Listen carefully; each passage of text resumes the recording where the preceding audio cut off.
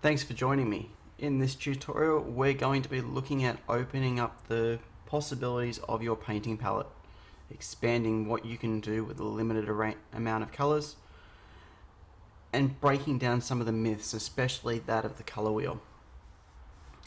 We've got a circle here already drawn out. So we're going to look at what everyone gets taught in terms of primary color. Starting with yellow.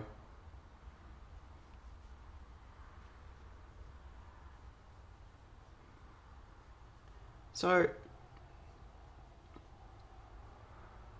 working with the three primaries is all good and well, but it's limited. You don't have a huge amount of scope in terms of what you can do with these colours, as you'll see in a moment. What we're going to look at is how to expand the dynamic of what you can do with these colours by bringing in warm and cool variants of each.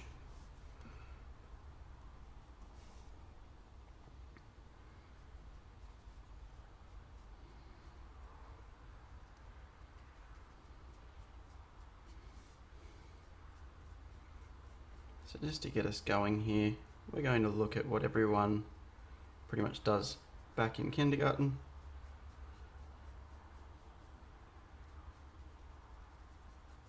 I'll lay in the three primaries first and start mixing. Then around the outside I will take those same primaries but bring in warm and cool variations of each, so we can see how with a simple adjustment we can really make a huge difference to what you can do with your palette. In the following tutorial we'll be looking at a lot more than just the standard primary mixes.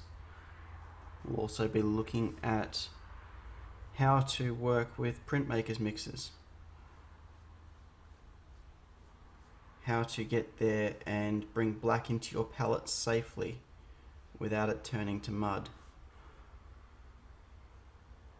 Everyone's had that experience of trying to mix a particular colour and all of a sudden finding out that it's not working at all.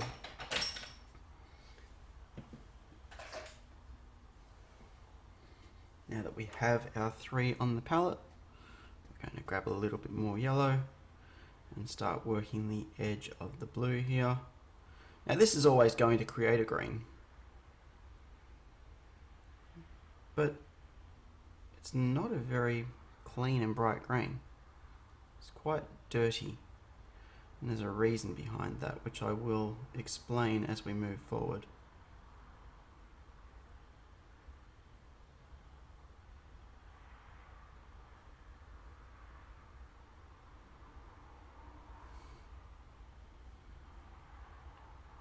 It's got to do with the colour bias of each colour that we're working with here. So the colours that I've used in this little demonstration, we have lemon yellow, scarlet red or cadmium red, and ultramarine. The issue with these particular variations is that the colour biases don't really work. Lemon yellow leans towards green naturally, but when it comes to something like an ultramarine actually leans towards violet. When you bring those two together, you end up with a semi-nice green, but it's not really powerful. It tends to become quite muted. That's because of the red quotient in the blue impacting on the colour.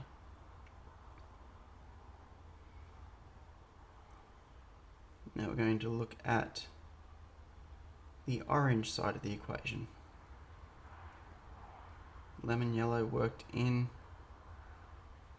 with the cadmium red will create orange, but again it's quite subdued.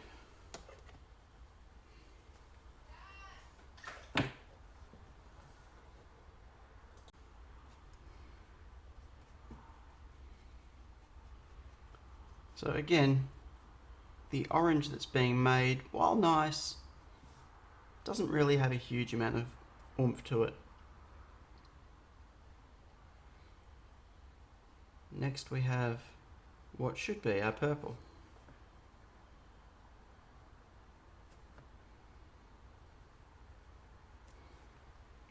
Don't know about you, but that's not looking too purple to me. It's actually looking very muddy. That has to do with the colour bias of each colour that we're working with here. While ultramarine leans towards purple naturally, cadmium red doesn't. Cadmium red leans towards orange. So we've got the orange cancelling out the end result of that violet and just making it a bit murkier.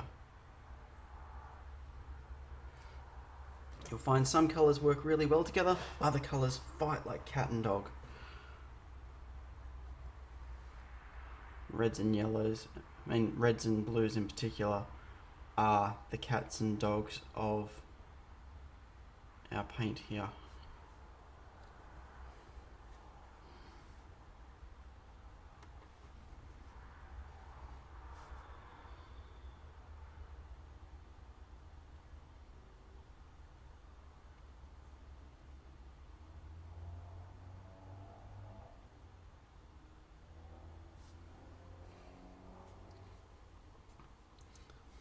So looking at that, while that is the standard colour wheel, it's not really all that enthralling.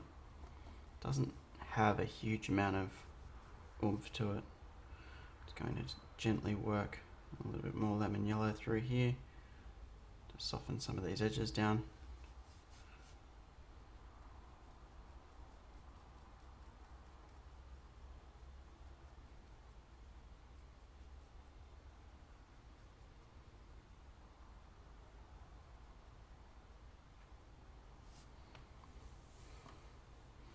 It's a standard wheel. While there's some possibilities for it, it doesn't have a huge amount of scope. Next, we're going to expand the colour bias of each of our colours. So what I am going to bring into play, we're going to start just by doing some marks around the outside of this circle here, using lemon yellow first.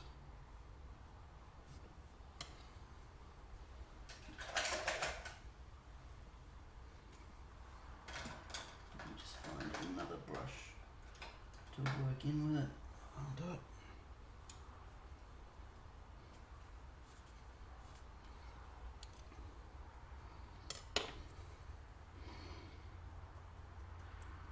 Then we're coming in with a medium yellow.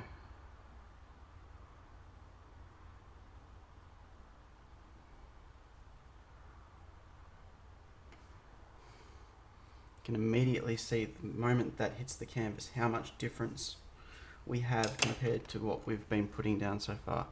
We'll continue around on the warm side this time.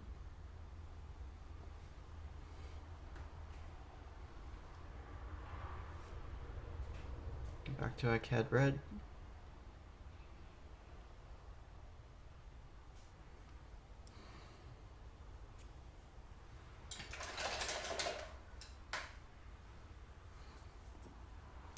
Next up, we're bringing in magenta. So this is where the printmaker's colours sort of come from.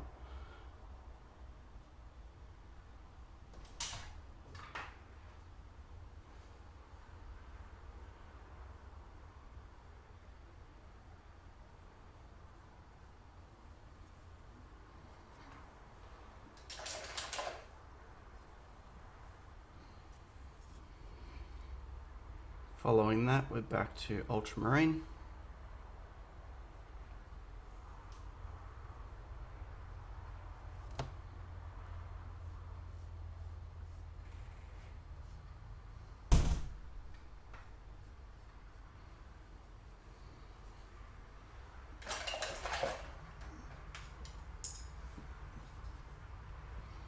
Now it's time to switch up our blues, and I'm bringing into play phthalo blue.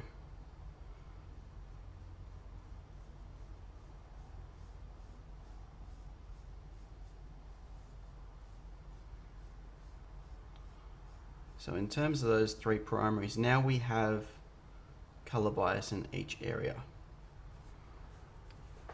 What I mean by that is lemon yellow leans towards green. These will produce a much cleaner green, as you'll see in a second. Ultramarine and magenta both lean towards violet. Cadmium red, cadmium yellow or warm yellow both lean towards orange.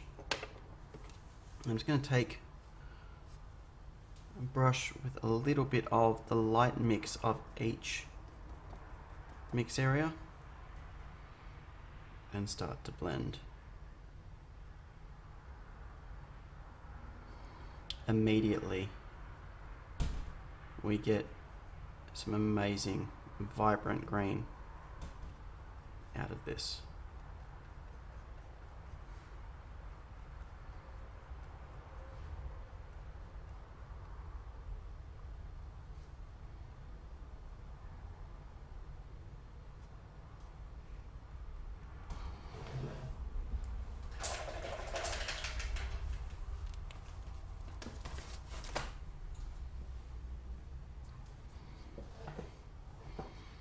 We're going to just do the same on the yellow side now for the orange.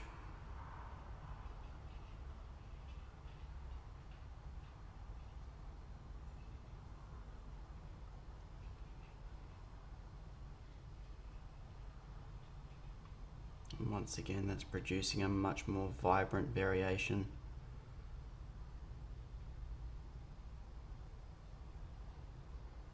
Of the color it was meant to do. Color bias is crucial in understanding how color works.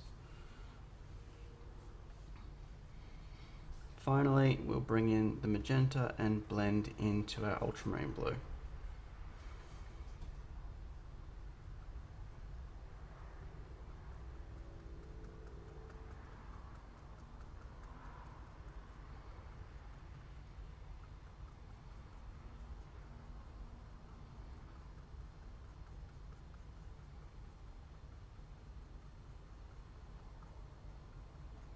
And with that, we end up with some beautiful, rich violets.